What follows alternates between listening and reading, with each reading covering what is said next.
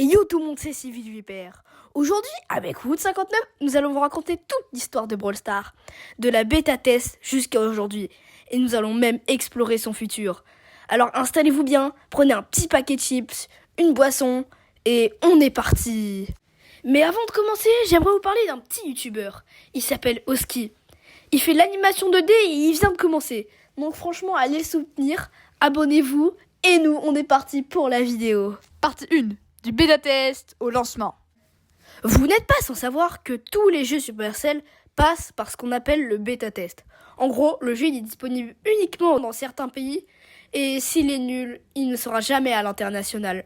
Ce fut malheureusement le triste sort de Clash Mini, jamais sorti à l'international. Mais certains arrivent à passer le test. Vous les connaissez, Clash of Clans, Clash Royale, ADM, Boom Beach, Squad Buster, et bien évidemment, Brawl Stars. Si on vous parle de ça, c'est parce que celle de Brawl Stars fut un peu spéciale. Elle a duré plus d'1 an. Normalement, c'est 3 ou 4 mois, mais là...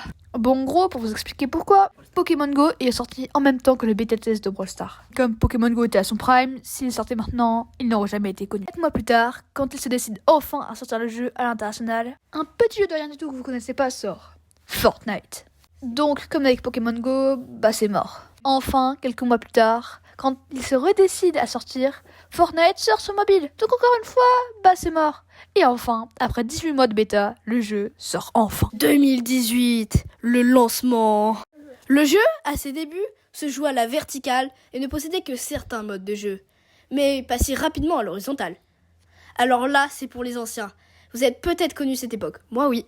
À l'époque, le jeu possédait Survivant Solo, Razed Gem et 2 ou 3 petits modes en plus. Mais surtout, pas de passe.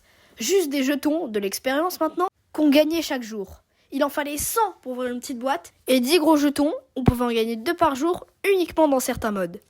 Le jeu ne possédait pas beaucoup de brawlers, mais c'était suffisant. Je suis nostalgique de cette époque. C'est d'ailleurs à cette époque que le skin Clitricwood est sorti. Seuls les anciens l'ont. 2020, le prime. Nous arrivons au réel prime de Brawl Stars. Juste avant, les gadgets venaient de sortir. C'était une réelle dinguerie. Jusqu'au alentour du 13 mai 2020 où est sorti les passes Brawl, un des seuls gros ajouts de Brawl Stars qui fut réellement incroyable. Ça nous permettait à nous, les joueurs free-to-play, d'avoir des méga boîtes gratuitement. Les gars, des vraies méga boîtes, celles où quand le 6 clignotait, on avait des frissons. La rareté chromatique, un vrai bon ajout. C'est d'ailleurs à cette époque qu'il y avait la meilleure vague de youtubeurs Brawl Stars. Non mais sérieux, qui se souvient de ça ?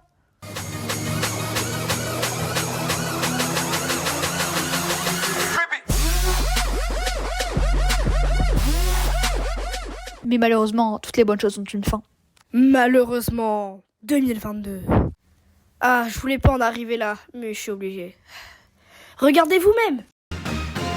To get this out of the way, with the coming update we will remove boxes. Yes, all boxes from the game. On ne sait pas pourquoi, c'est arrivé comme ça. En même temps que la Star Road. Le jeu perdit énormément en popularité et plus personne n'y jouait. Le jeu ne se classait plus tout en haut du classement, ce qui fut la pire chute, tout jeu Supercell confondu. Mais heureusement, ou pas... 2024, la remontée 2024 est le point de départ de la moitié des joueurs actuels grâce au hashtag sans star drop.